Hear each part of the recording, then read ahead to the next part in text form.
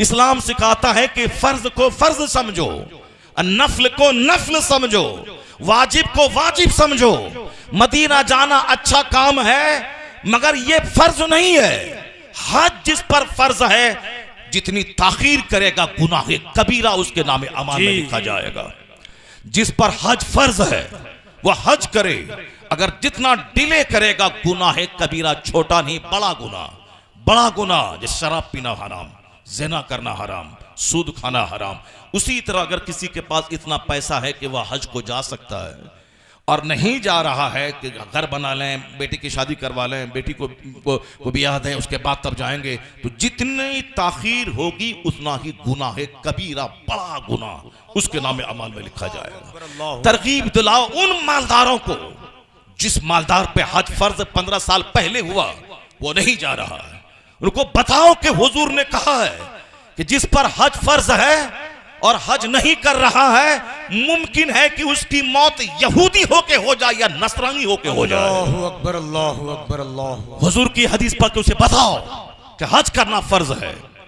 इसलिए कि बहुत सारे लोग नाथखानों की जबानी मदीना मदीना सुनकर हज फर्ज है, हज नहीं कर रहा, सिर्फ उम्रा के लिए भाग रहा है। मदीने में लाखों, रमजान में लाखों लोग उम्रा करने जा रहे हैं। उम्रा हज फर्ज है, उस पर उम्रा फर्ज नहीं है, उस पर हज फर्ज है। हज के बहाने तो मदीना देख ही लेगा।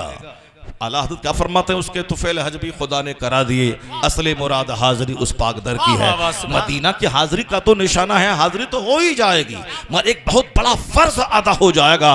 तो जिस पर हज फर्ज है, आज की तारीख में घर के अलावा, बाल बच्चों के 40 दिन के खाने के अलावा अगर 5 लाख रुपए किसी के पास है, उस पर हज फर्ज है।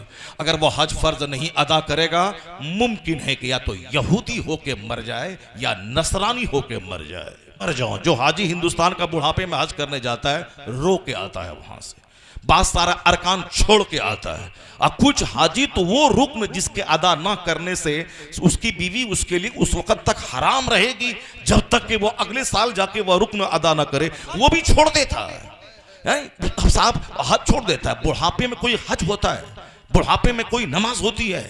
साहब वजू करके उठा, 4 कतरा पेशाब का टपक गया, अब क्या करेगा? वो नमाज ही छोड़ देता है। वो कतरा टपकना, सांस का फूलना, घुटने टकने के दर्द होना, कुर्सी पे बैठ के नमाज पढ़ना, ये भी कोई नमाज है? कुर्सी पे बैठ के नमाज पढ़ना कोई नमाज है क्या? जिसमें आदमी सजदा ना कर सके, रुकू ना कर सके, ठीक से बैठ ना सके। असल नमाज है जवानी की नमाज, असल तौबा है जवानी की तौबा। इसलिए एक जवान बुढ़ापे में अगर अभी कहता है कि बुढ़ापे में इबादत कर लेंगे, नहीं कर पाएगा। अपने बूढ़ों का हाल देख, बूढ़ों का हाल देख। वह कुर्सी पे नमाज पढ़ता है, वो कोई नमाज होगी? वह पेशाब का कतरा टपकता रहता है, वो नमाज पढ़ता है, वो कोई नमाज होगी? वह सांप सीना पकड़ के बैठा रहता है, वो कोई नमाज होगी? सुनो, आया है हदीस में, 70 बूढ़ा तौबा करे, अल्लाह उतना खुश नहीं होता जितना एक जवान की तौबा से अल्लाह खुश होता है। अल्लाह अल्लाह अल्लाह, नारे तकबीर।